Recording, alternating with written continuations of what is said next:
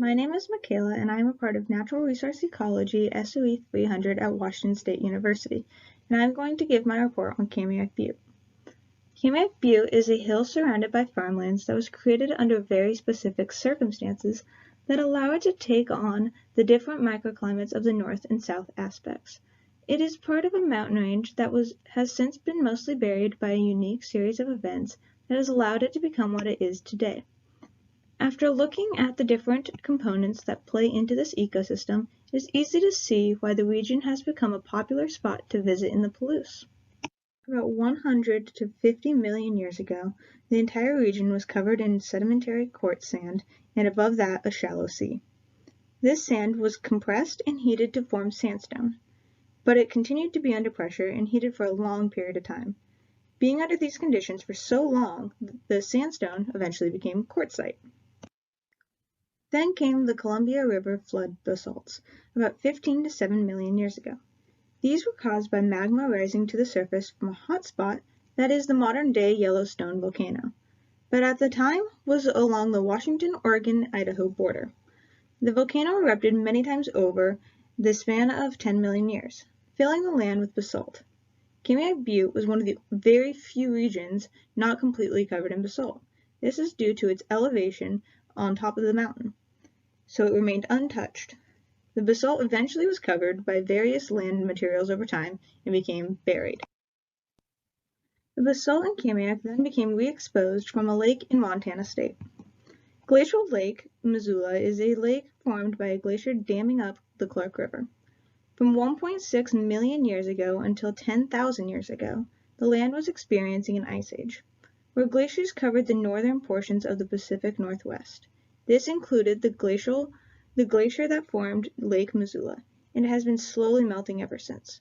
The glacier formed other lakes by flooding the region behind it, but the water continued to rise beyond the glacier's capacity and the water began to flow again. The water built up pressure and eventually worked its way underneath and created tunnels at a fast rate. This water headed straight for Washington State, going towards the Pacific Ocean. This stripped the land of all topsoil that had covered the basalt and destroyed the bedrock along the land, changing the landscape significantly. The last major step that created the land beneath the surface was the key to the high production of agriculture, the lowest soils. During the melting of the glaciers, powerful wind blew in from Portland, Oregon. This wind picked up silt from the land that blew into the Palouse, creating the rolling hills that still stand today. This silt is known as loess and is one of the greatest producing soils known to the agricultural business. Loess is formed by glaciers grinding up rocks to a fine powder as they move across the land and is unique for how loosely it packs. This makes it able to drain faster, allowing the plants not to be overindulged in water. The soil also contains many organic materials, which accounts for the many minerals found inside. The more minerals in the soil, the easier it is for the crops to flourish without needing to add additional fertilizers that farmers typically need to use. In addition to the things below the surface, Kamiak Butte has interesting dynamics above the surface. Kamiak Butte is a part of the North American Western Interior Temperate Shrublands and Woodlands biome, represented by the letter F in this map. This type of biome can be found in both warm and cold temperate zones that cover over 98 million acres here in the Northwest. Both shrublands and woodlands are easily seen at Kamiak Butte as these make up the microclimates of the north and south aspects. The shrubland aspect of the biome contains plants known to be less sun-sensitive, such as aromatic herbs, shrubs, acacia, and grasses, which make up the south aspect. The northern aspect contains the wildflowers, ferns, and a variety of trees that the woodlands support. Climate is weather conditions of a specific region over a period of time. Climate is the reason why a biome can take place in a specific location and why it has its attributes.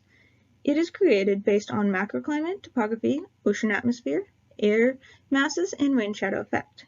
The weather in Kamiak Butte is sourced from Alaska and then comes downward toward Washington. It goes over the Pacific Ocean, over the Cascade Range, and then heads towards the Rocky Mountains. The clouds during this become condensation-filled, and the air warms up, allowing them to handle more water particles and creating a drier weather on the eastern part of Washington. The area surrounding Kamiak Butte including Kamiak Butte, is known as an anthropogenic landscape within the biome. This means that the area has, and still is, highly impacted by human needs for resources, food, and recreation. This would mainly be agriculture, cities, and other rural developments in the area. While Kamiak Butte itself is not a good area of land to farm on, the valleys below are excellent areas for agriculture. This is due to the difference beneath the soil. Kamiak Butte never got the basalt like the valleys received, which changes the drainage the land gets.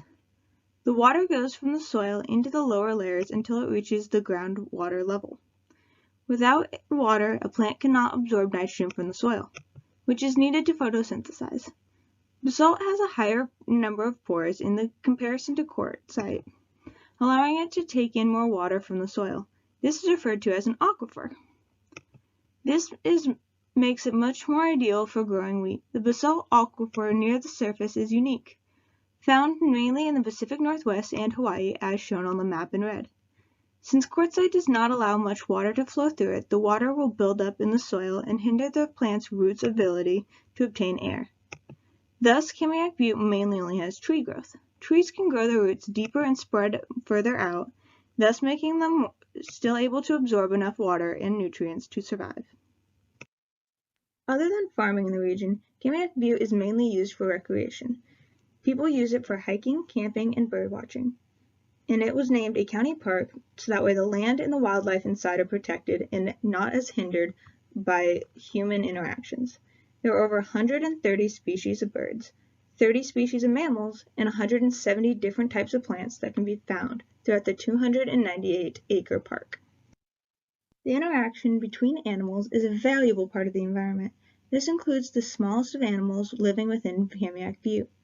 Not only does this contain the obvious interactions, such as the food web, but it also contains commensalism relationships, which is the relationships where one partner benefits while the other doesn't have any kind of effect, such as taking over each other's dens after use or the spreading of seeds. One party sees a benefit and the other party doesn't even know that it's happening. An example of a bird living within the region is the golden crown kinglet. These birds are drawn to Kamiak for its dense firs and ponderosa pines, making it a bird that lives on the edge of the south and north aspect. It consumes the beetles, gnats, spiders, and caterpillars found all around the region. An example of a bird that prefers the north aspect more than the south is the northern saw-whet owl. This owl loves to feed on the many small mammals found around the park, such as deer, mice, or ground squirrels. These birds also like to find their homes in the trunks of trees by using the holes previously made by woodpeckers looking for food. This concludes my presentation on Kamiak Butte, and here are my sources for all the images that have been used throughout this presentation. Thank you.